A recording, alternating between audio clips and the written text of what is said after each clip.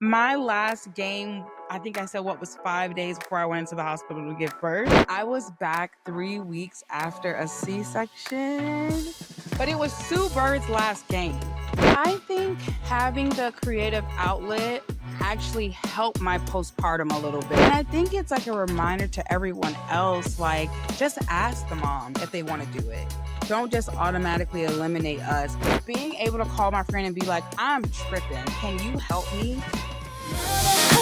We do it all. Rise up strong even when we fall. Dreams in our hands, love in our hearts. This is where the journey starts. Welcome to Baby Bump in Business, the podcast for creative moms growing a baby and a brand all at the same time. I'm your host, Bee Trofort-Wilson, photographer, educator, and first-time mom to be, sharing the real, unfiltered journey of pregnancy, entrepreneurship, and everything in between. Each week, I'll be joined by a fellow creative mom to talk about the beauty, the burnout, and the balance of it all. Let's get into it. Today's guest, we have Allie Jest. Allie is the brand manager for Edmond's Honor Madagascar Vanilla Bourbon and It's a a title. freelance, that's a title, girl. Whew. And a freelance photographer. This is her fourth season as a team photographer for the Atlanta Dream. With 10 plus years in events, marketing, and photography, Allie worked on a range of exciting high profile projects. Her D1 athlete background has shaped her drive and teamwork. She loves finding fresh, creative ways to tell brand stories and build strong, engaged communities. Allie, thank you for joining the podcast today. Yes, I'm excited. Yeah, I have to break the ice with some hilarious things. You were the first sports photographer that I reached out to when I found out that I was pregnant.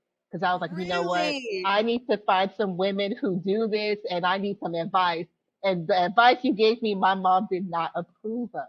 And I want to kick off this episode talking about that advice. I remember asking you, when did you stop shooting and when did you get back into work?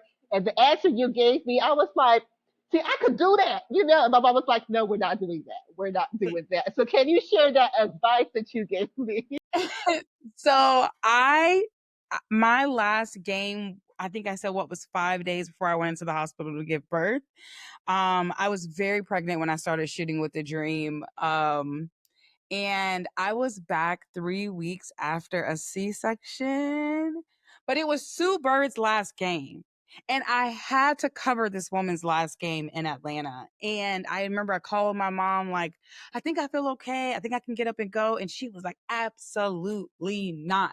And I was like, oh, I already kind of told them I'm going to be back. So I'm going to go to the game and we're just going to figure it out.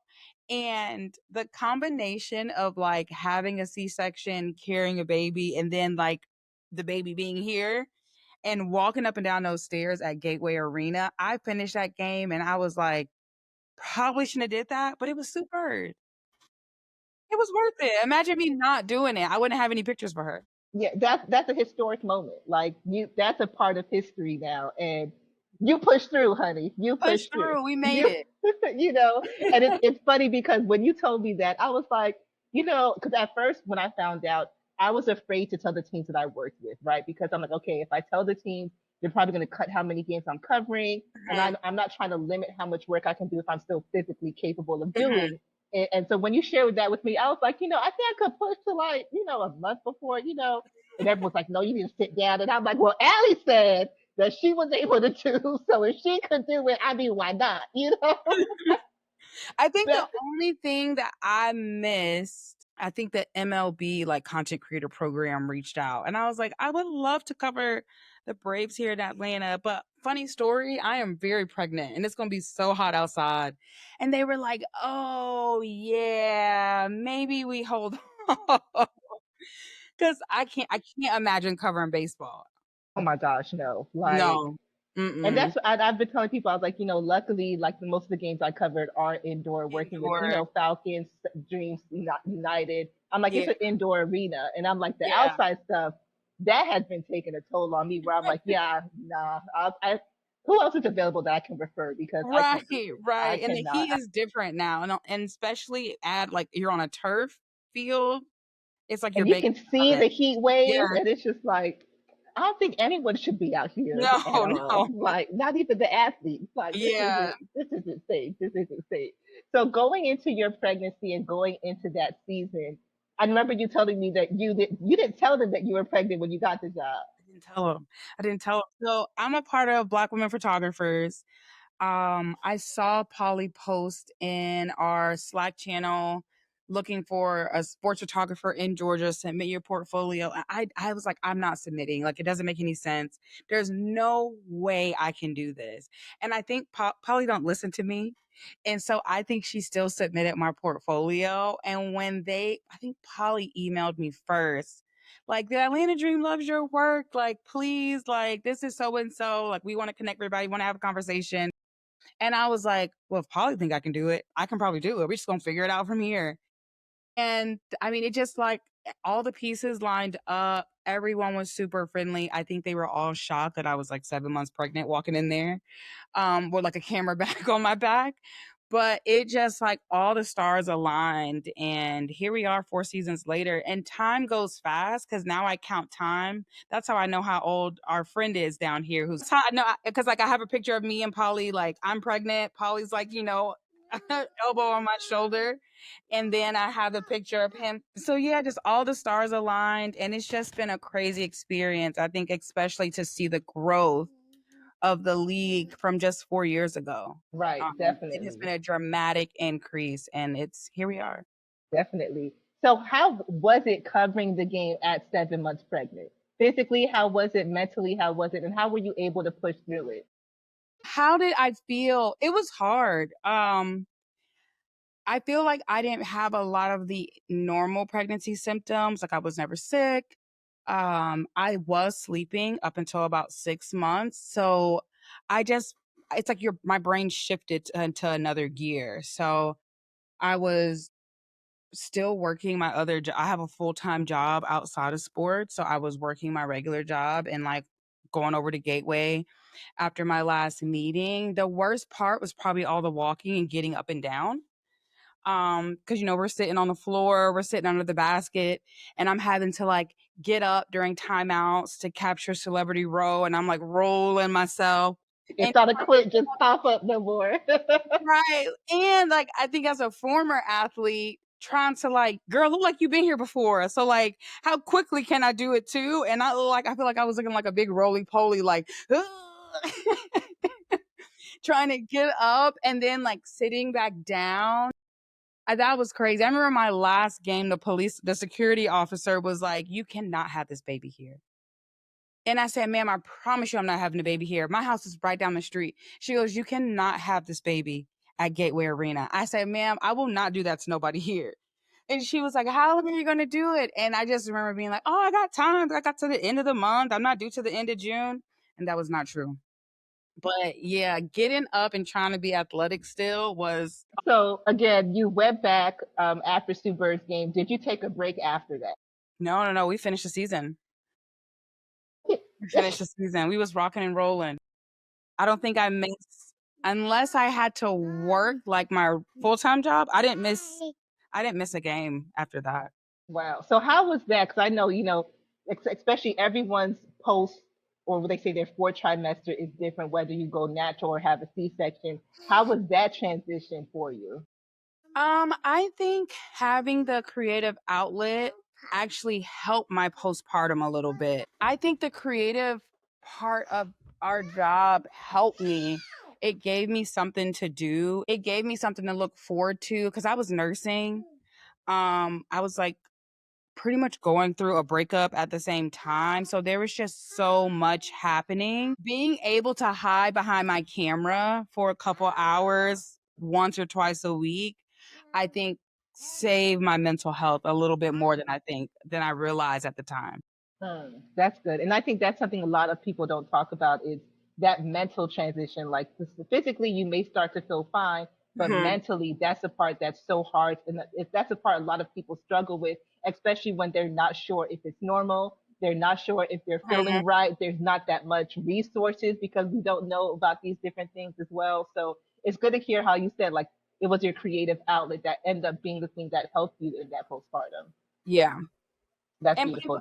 I don't think it was, I think the season was finished, but I went to my doctor because my mom was like, something's wrong. And I was like, I don't think nothing's wrong. I got a baby. And she was like, no, no, no, no, no. Like, yes, you have a baby. Yes, you should be tired.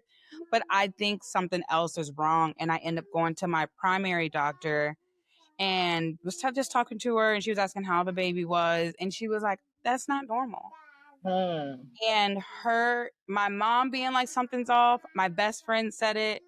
And then when the doctor was like, no, no, no, no, no, like we can be tired and sleepy, but like emotionally wise, like let's look. And she like had me fill out a survey and ended up saying like you might have a little postpartum anxiety and depression, which if I didn't have my, my village around me paying attention to me, um, I probably would have got a little bit worse than where we are, but it was I really like I said, I really think like being able to like escape for a little bit, a couple hours and go work and do photography, which we love, helped me. Good. That's so. How important would you say it is to have that village? It's the number one thing.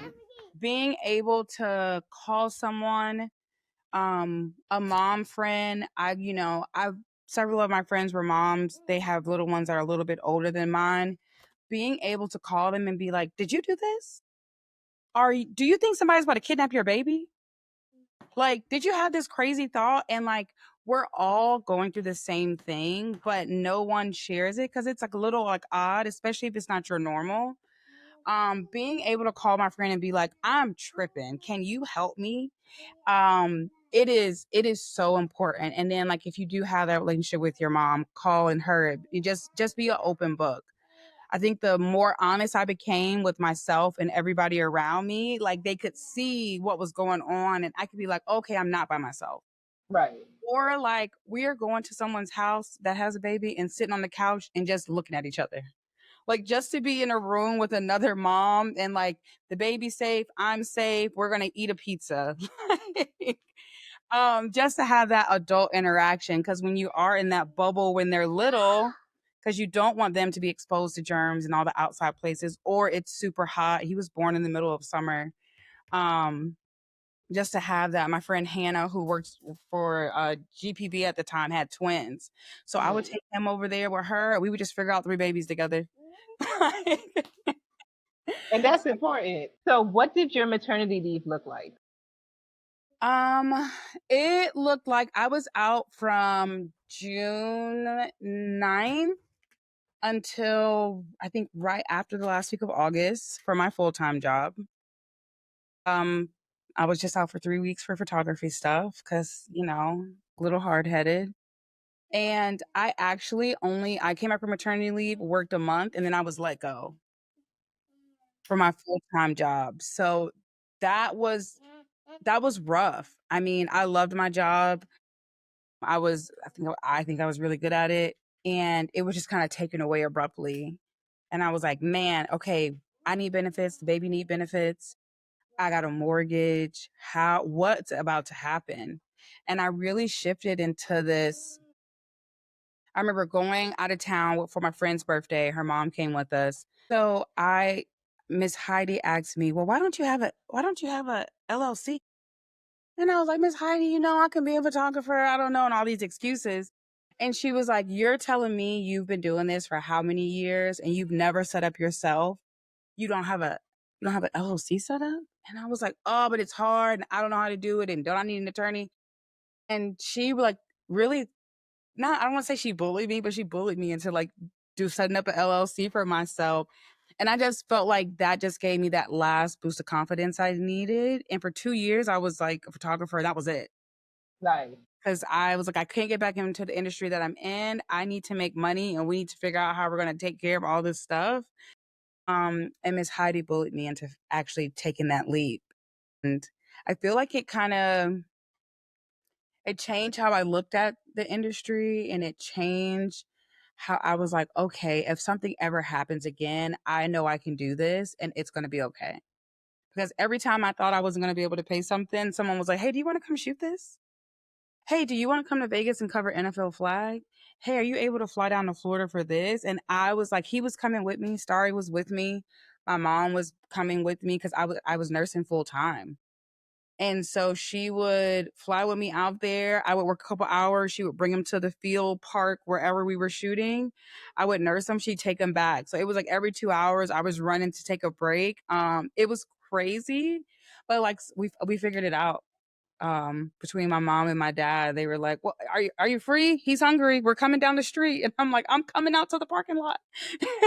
That's beautiful. That's beautiful. And I think, and that's the thing. Like, these are stories you don't hear. These are things Yeah. that you don't think are happening, but these are things that have to happen. But you're Mhm. still able to do what you needed to do and still be able to find that balance of work, being able to still be a mother, still being able to nurse. And I think sometimes, like I know for me personally, it was that fear of, am I going to be able to do this again?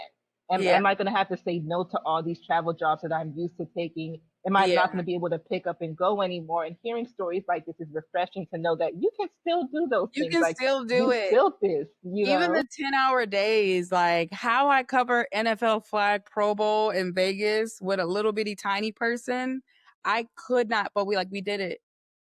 And it was like I didn't feel like I missed anything. I didn't feel like I was hiding, trying to nurse. Like I told everyone, like, I'll be right back. Give me 20 minutes. And like everybody was super accommodating.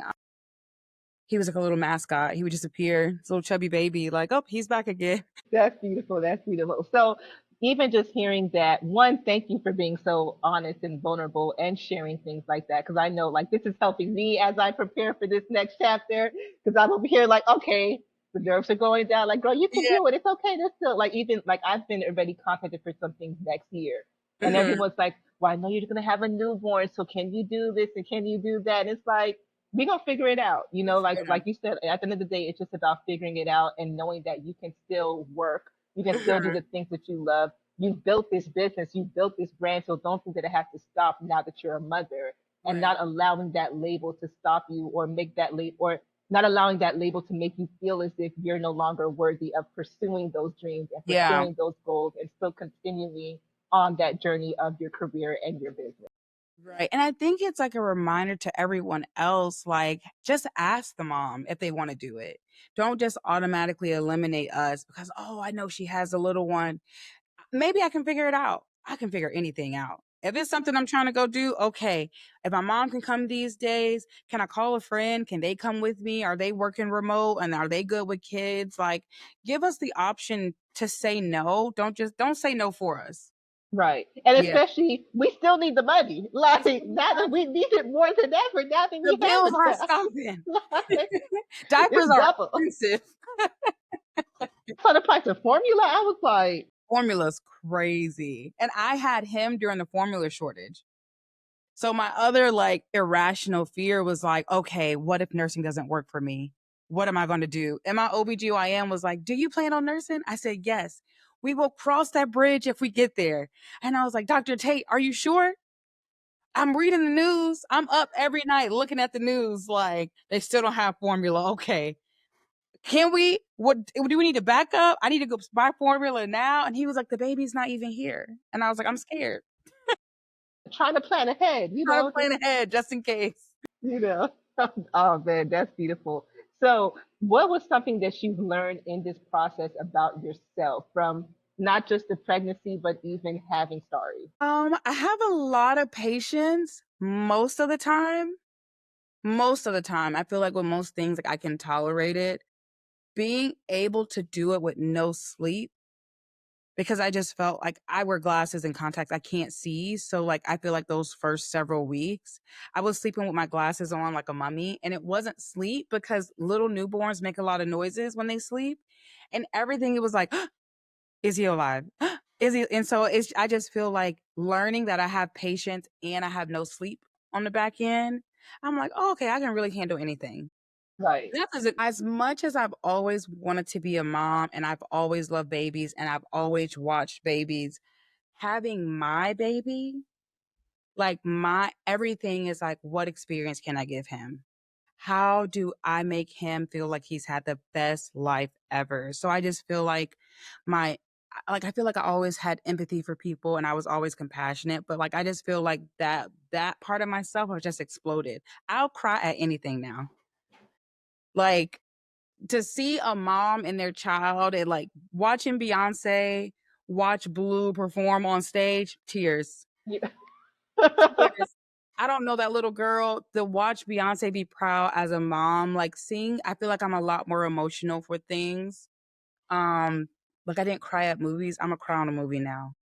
About a child, I'm going to be boo-hooing. It's gonna be so embarrassing. So just like that level of emotion, I just feel like something switched on in my brain, and it's just like rainbows and sunshine all the time. Especially when I look at Starry, I'm like, "Wow, you're a cool little person." Every day is different for you. If he sleeps long, he wakes up a different baby. If he wakes up after 9:30, I'm like, "I have a new child today. What is he gonna do that I haven't seen yet?" And that's so cool to me. Beautiful, beautiful. So during that 2 year period, that 2 year stretch when you're fully freelance, what was the thing that helped you in terms of like business wise, like, or what were you able to channel that helped you be able to push freelance that way? Um, I've seen this so much. Posting on social, I think got my work in front of people that probably wouldn't have. And I know when I first started like covering and I was in the LCC program with the NFL, I was so afraid to show my work because I didn't think it was up to par with all my counterparts. Bryce France was like my partner my first year. I love that man's work. He is so good and talented at everything he does. And, like, I looked at his work and I was like, "I can't post mine." Like, my stuff does not look like that, and I don't know how to get there. And, desperate times come from desperate measures. I was like, "I'm posting everything. Y'all gonna get this work. I don't care if it gets 5 likes, 10 likes. I'm gonna post on Twitter. I'm gonna put together a real portfolio that I can showcase myself." And just those little tweaks of just, like, my confidence being, I guess, more apparent with me showing what I'm doing. I was getting calls from people. I'm like, "How did you even get my portfolio? Where'd you get it from?" "Someone sent it to me." "Oh, I saw you tweeted something and I saw it and I went to your profile." So it's like showing up for myself probably taught me the most. And I know that's the hardest part, So hard. especially once that transition. I mean, as a creative period, showing up because we always have what do they call it? Imposter syndrome, where we're Yes. especially with social media, we're always comparing ourselves or comparing our work as Mhm. creatives, and then having to do that as a mother now, and it's Yeah. like, am I ready to show up? Can I show Am up? Are I? they? And I get real close to my computer screen. It'd be like here, and I zoom all the way in, like it's blurry. I'd be like, "Who's zooming in to the pixels?" Just you, Allie Jest. If you don't put that picture back to normal and move on, but like just like I still do it. I'm just like, okay, send it. It's okay. So yeah, just showing up for myself and having that confidence really shifted how I looked at myself as a business person.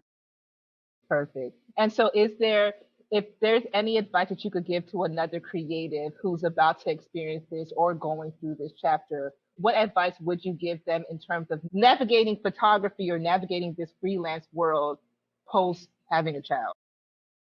Definitely connect with someone who's done it. Um, I think that really helps. Uh, don't let anyone tell you that you can't do it. I feel like I was very vocal about, "Oh, call me. You have something coming up? Let me know." I was reaching out to people. I was reaching out to old contacts, like letting them know what I was doing and just show up.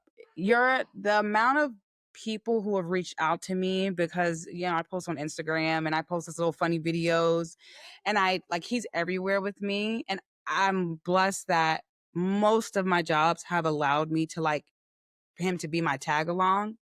But people telling me like, "Yo, you make this look easy." And I'm like, It's not easy, but like, I'm just here."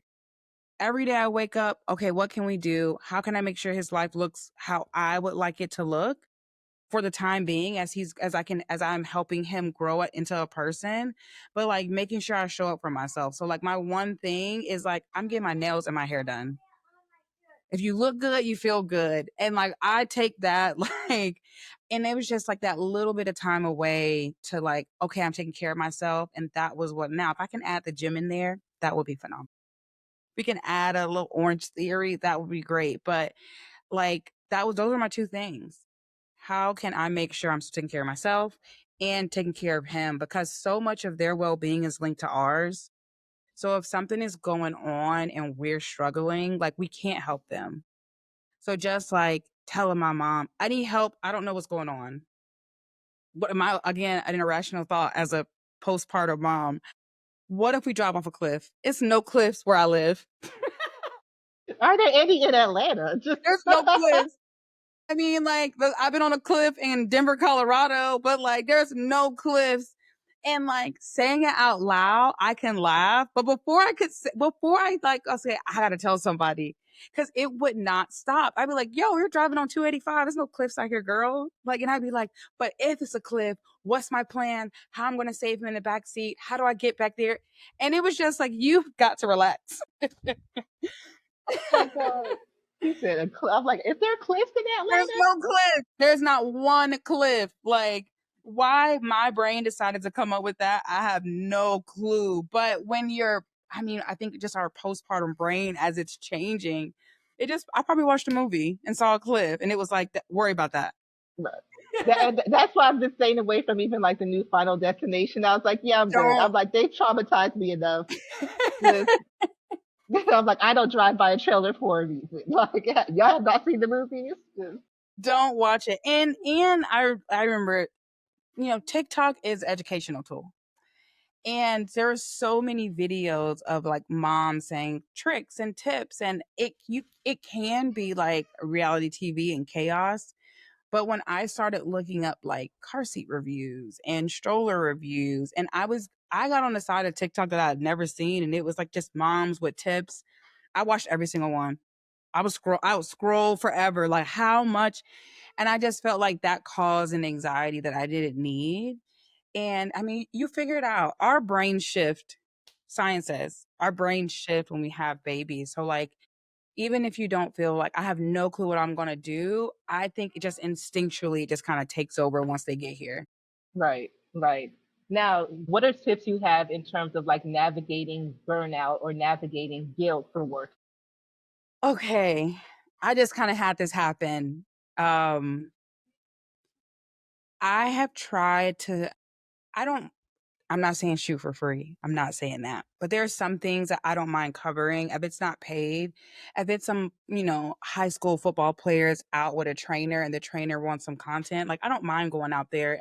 Youth sports, I feel like it's such a pillar in our community and what we're doing. So of me giving back an hour of my time, I had to stop doing that because I was doing it for a lot of people. It was taking up a lot of time and like I can't get that time back with him. So I try not to do a lot of free work anymore. Um, that's like my number one rule. And also, if I'm tired, like burnt out level, I know I need to bring it back in. And that's one of I always tell people, they're like, you don't work on sports full time, you don't shoot full time. When I shoot full time, I feel like I'm not creative. Mm. So covering the dream during their season, the home games, is like that perfect combination for me where like I can get in, shoot, be creative, and then it's just from May to beginning of September. But I know I'm not gonna say I know because Jesus is the reason. But like I don't know if I could cover a team, home, away, travel, community service. Like I feel like knowing my creative self, I would burn out. I would struggle seeing things in a different light because, it gets repetitive and you have to constantly think of new innovative ways like what am I looking for, who can is somebody doing something different, like, and I don't know if I can do that personally.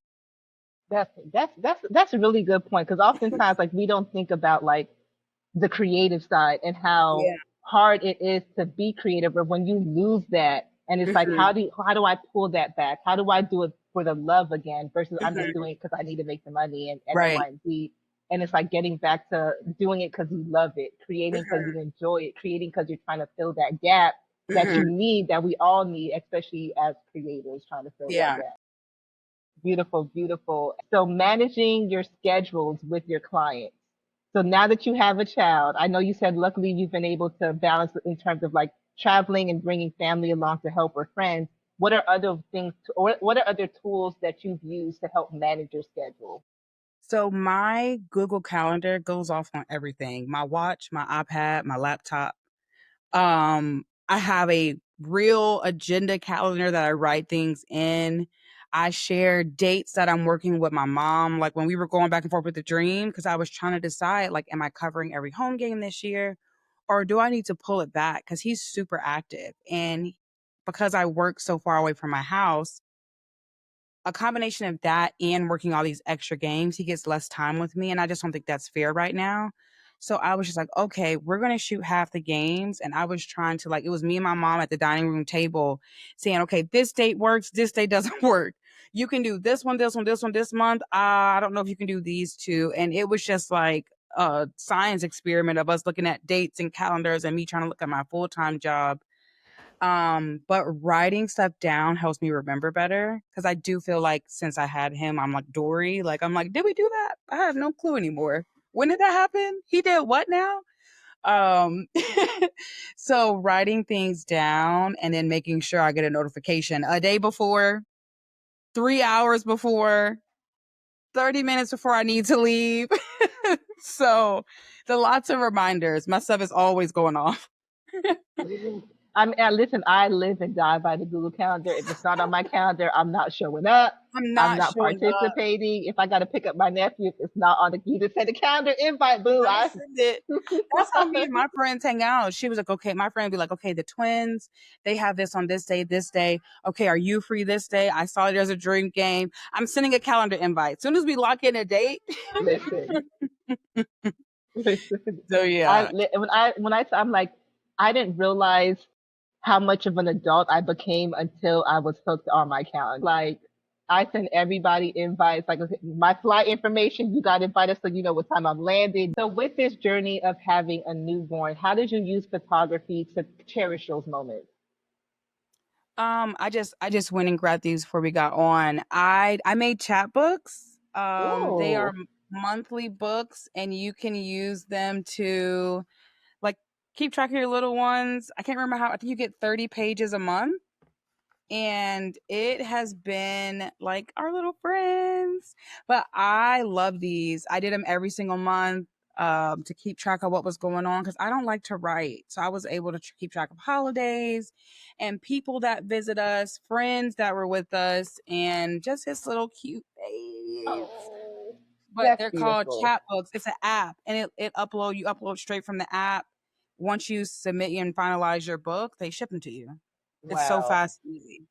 That's smart, especially like if you're not a writer or I mean, I know Mhm. we all take photos, especially when they're But just print so your cute. photos. Print That part, them. that What if part. what if the cloud go away or Dropbox goes away or whatever? My favorite thing, my mom has these big bins of photos of us as kids. So like I'm not gonna have a big bin because where I'm gonna put it, but we do have books. That's beautiful. That's beautiful. Love that. Love that. Okay, so what's it called again? Chat book? Chat books. Like Gotcha. ChatBooks. Perfect. Perfect. Definitely In the gonna App have Store. to add that. Definitely gonna have to add that to my catalog. Last thing, is there any other advice you would give a creative mom just about from your entire experience? Is there any advice that you wish you knew ahead of time that you would want to pass to another creative? I would say give yourself grace. You don't know what's going to happen, how your brain's going to do, how everything's going to turn out. Like all we want is a safe baby. We want to get a baby here safely. After that, like I mean, sometimes I'd be like I literally don't care. Like I'm able to like brush things off my shoulder as long as he is healthy and got what he needs and I'm able to provide that, like nothing else matters. That's beautiful. And it's just he's just I need to keep my little light in his little body alight. And that is what I'm here for. And if my jobs and my photography can help aid that, we're gonna do it. But the second it starts affecting it, then that doesn't matter. He comes And first. being okay with saying no. And being okay with saying no Mm. and keep it Well, pushing. Bars. Well, Allie, thank you so much for this conversation. You have me a little bit more excited and less nervous now going back into work because I'm already like, okay, I'm gonna have to take off this amount of months. You can do it. You can do it. if you feel like it. And if you don't feel like it, it's okay. Right, right. But I needed that, just having that clarity. And again, just thank you so much for sharing space, for being honest, for being vulnerable, and just being able to, one, not just help me, but to help other fellow creative moms in this process, in this journey. Thank you again for sharing your light. Thank you for sharing Starry's light. Of How can we course. follow you? How can we stay up to date with what you have going on?